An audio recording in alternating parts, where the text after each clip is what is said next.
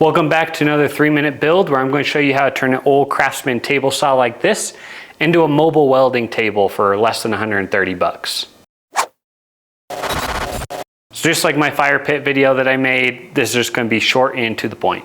If you're patient enough, you can find actually really good deals on Facebook Marketplace and Craigslist.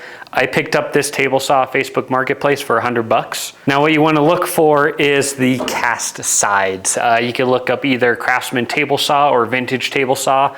There's kind of some other brands out there that are similar, but having the cast iron wings as well as the center is what you want to look for.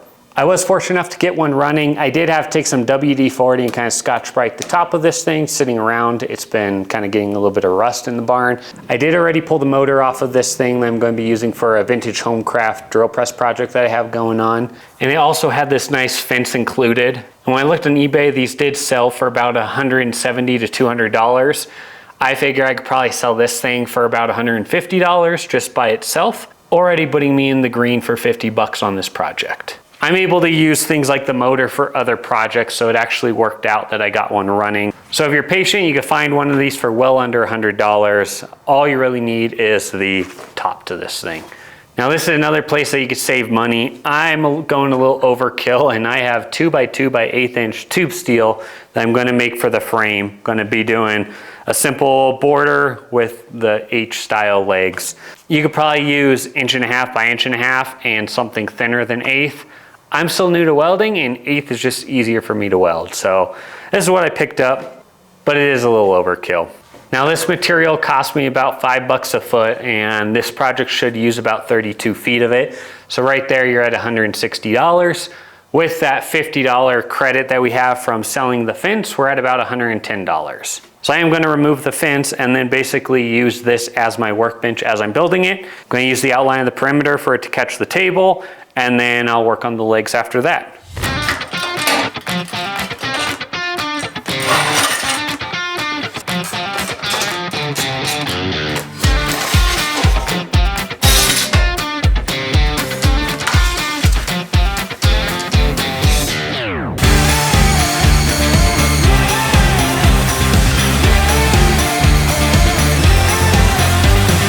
Now I got all my tube steel cut. The table is 44 by 27 inches and I mitered the pieces that are going to go around the perimeter there.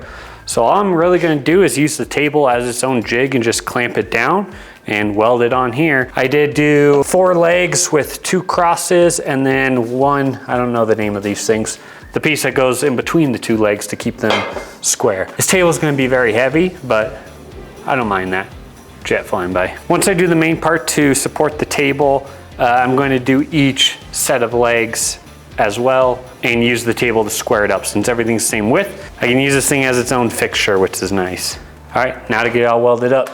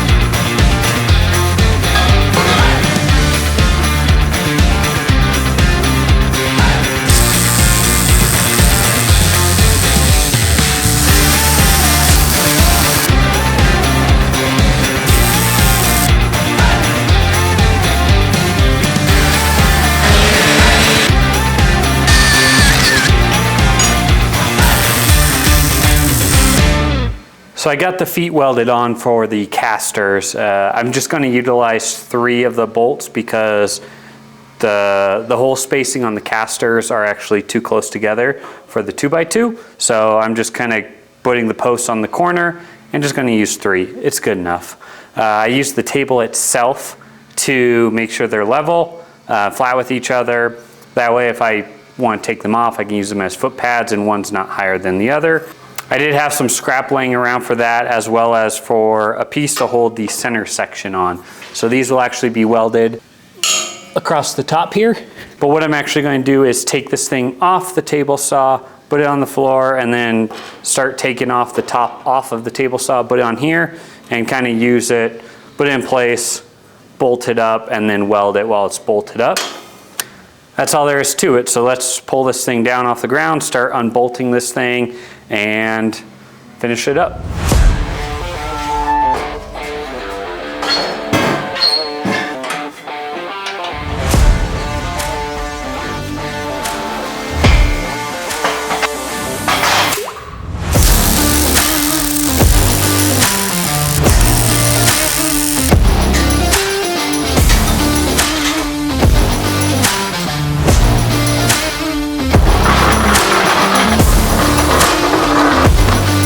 And that's it. That's how you build it.